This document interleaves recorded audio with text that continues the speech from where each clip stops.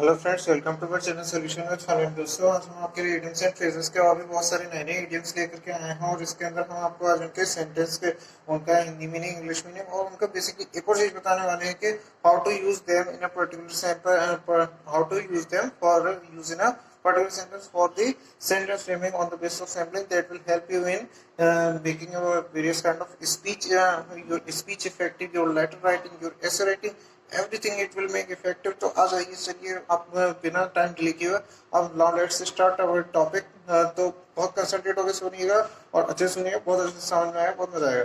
तो हमारा सबसे पहले first one idiom is at one's beck and call. First one idiom क्या है? At one's beck and call. At one's beck and call का meaning होता है किसी की सेवा में, किसी की आज्ञा में हाजिर रहना। बस उसने कहा, ऑर्डर दे दिए, you are at his service, तो मतलब कि उसको बोलते हैं at one's beck and call. उसको क्या बोलते हैं? At one's beck and call. इसी तरीके से second one idiom is bad egg. Bad egg means बुरा अंडा नहीं। बैड एग का मतलब होता है अ वर्थलेस पर्सन, एक ऐसा पर्सन जो कि किसी काम का नहीं है, अवांछनीय व्यक्ति, that always brings shame to the society, जो मतलब कि सोसाइटी को शर्मसार कर दे। मतलब कि शेम टू सोसाइटी मतलब कि जो समाज के लिए एक बिल्कुल वर्थलेस पर्सन हो, जो कि मतलब कि कोई ऐसा गंदा काम कर दे जिससे कि कुछ समाज में वैल्यू खत्म हो जाए, तो that kind of person is known as worthless person, one who brings shame to society, यानी अवांछनीय व्यक्ति। और इसी तरीके से हमारा third idiom is bandy words.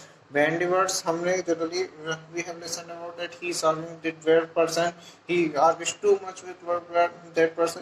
But to argue बहुत ही सिंपल वर्ड लुक होता है, तो उसके लिए सिंपल सी एक इडियम है बैंडी वर्ड्स। बैंडी वर्ड्स मतलब होता है जो कि जुबान लड़ाता रहता है किसी से, या फिर जुबान लड़ाने को क्या कहते हैं? To have bandy words with someone.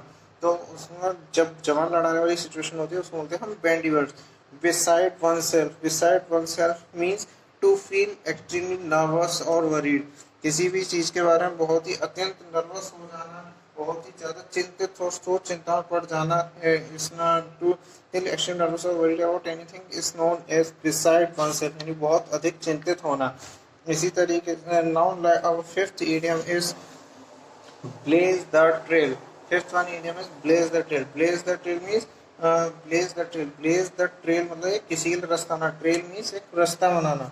blaze करना मतलब कि किसी के लिए path to make to be pioneer, किसी के लिए आइडल बनना, and make path for others मतलब खुद अपने ऊपर मतलब कि सारी जिम्मेदारी लेना। तो पायनियर, पहला पायनियर बनना, उसका फिर and make path for others, और फिर दूसरों के लिए रास्ता बनाना, यानी कि दूसरों के रास्ते बनाने को क्या कहते हैं? Blaze the trail. अगर एक ऐसी फाउंडेशन क्रिएट करके जाना जिसपे दूसरे लोग चल सकें और उसको फॉलो करके उससे आगे बढ़ सकें, that is known as blaze the trail. Call a spade. एक स्पेड को स्पेड कहना मतलब जैसे का जैसा बोल देना, to be frank. Call a spade means to be frank. To be frank यानी एक ऐसा पर्सन जो कि मुंह फट बातें करता है, that kind of person is known, category is known as call a spade यानी टू बी फ्रैंक, मुंह फट बात करना। Carry matters with a high hand, यानी carry to deal with a person strictly, किसी व्यक्ति से बहुत कड़ाई से सख्ती से निपटना क्या कहलाता है? That is known as carry matters with high hand, यानी to deal with a person strictly, it mean सख्ती से निपटना। Carry matters with high hand means to deal with some person strictly, यानी सख्ती से निपटना। Cast a slur. Cast slur मतलब कि जो अपशय का कारण बनता है,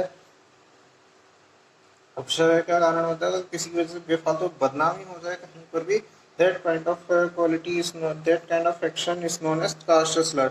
अगर कोई भी व्यक्ति ऐसा काम करते जिससे कि हमारी किसी भी वजह से बदनामी हो जाए, that is known as cast Slur.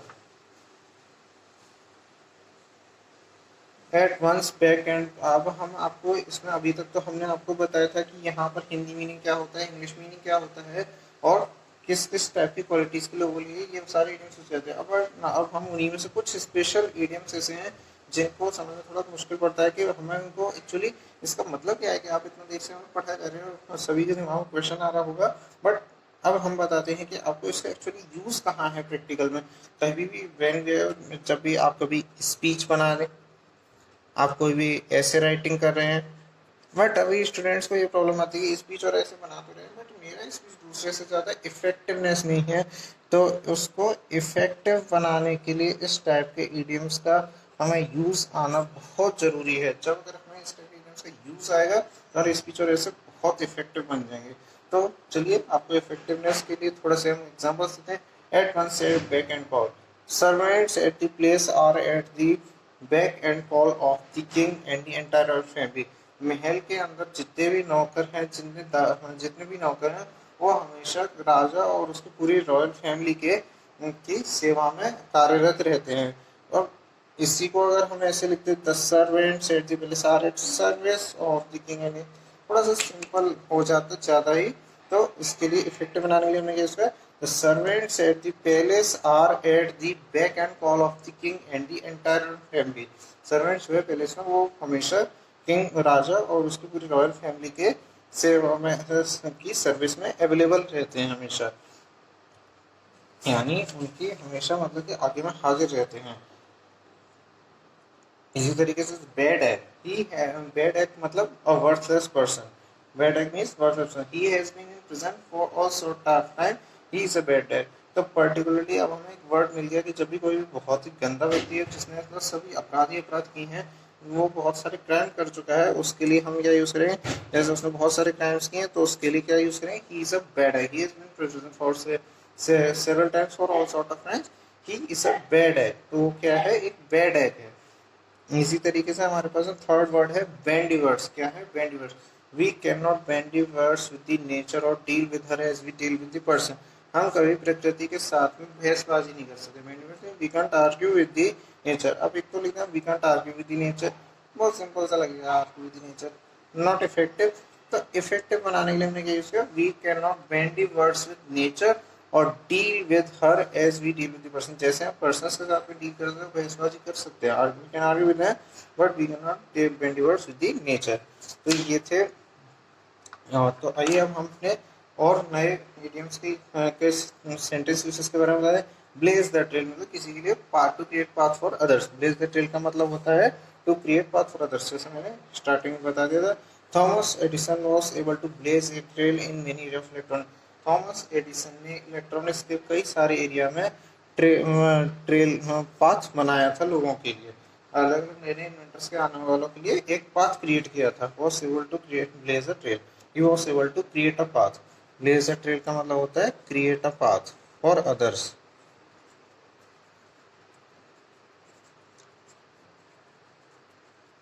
और थॉमस एडिसन थे वो दूसरों के लिए एक मार्ग बनाने में सक्षम रहे थे वो इलेक्ट्रॉनिक्स के एरिया में। का इस तरीके से हमारे पास में एक और सेंटेंस है कास्ट स्लर। कास्ट स्लर का मतलब होता है किसी के लिए अपशब्द करवाना, किसी के लिए बदनामी करवा देना। तो मीनू's elopement with her boyfriend cast a slur upon her family। Meenu का अपने बॉयफ्रेंड के साथ भाग जाना एक मतलब क्या था, एक अपशय का कारण बना उसकी फैमिली के लिए, उसके फैमिली की बदनामी हो गई मीनू के अपने बॉयफ्रेंड के साथ भाग जाने के कारण। तो और हमारे पास में एक और हमारे पास में आइडियम है जिसको कि हमने सुना तो है बट वो सुनना बड़ा अजीब लगता है। Call a spade a spade मतलब to be frank, to be frank जो मतलब कि जैसे को जैसा बोल दे वो कैसा कहलाता है, call a spade a spade. He is not having any friend circle, उसको कोई फ्रेंड सर्कल नहीं है क्योंकि वो जैसे स्पेड को बुरे को बुरा अच्छे को अच्छा बोलता है।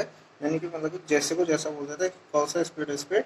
तो इस टाइप का पर्सन को हम बोलते हैं कॉल स्पेड स्पेड, मतलब उसको friend circle, he is not having any friend circle because he call a spade क्योंकि वो एक जैसे को जैसा ही रिप्रेजेंट करता है।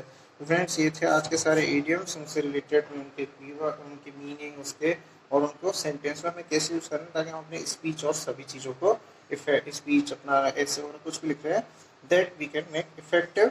सो ये थे आज के सारे इडियम्स। और भी नए नए इडियम्स और पुराने इडियम्स भी देख सकते हैं, उनको भी कैसे सेंटेंस यूज करना। मैंने बहुत सारे लेक्चर्स इडियम्स में बना रखे हैं, वहाँ पे वो आपको एंड से मिल जाएंगे। तब तक मेरी वीडियो देखने के फ्रेंड्स थैंक यू। और सारे डिस्क्रिप्शन बॉक्स में भी जा करके आप लिंक्स को ले सकते हैं। तो फ्रेंड्स वीडियो देखने के लिए थैंक यू। और अगर वीडियो अगर पसंद आए तो इसको लाइक करें, अपने फ्रेंड्स के साथ ज़्यादा से ज़्यादा शेयर करें और उनके साथ भी इसको शेयर करें। और अगर कोई भी क्वेरी है तो आप कमेंट बॉक्स में जरूर मेंशन करें।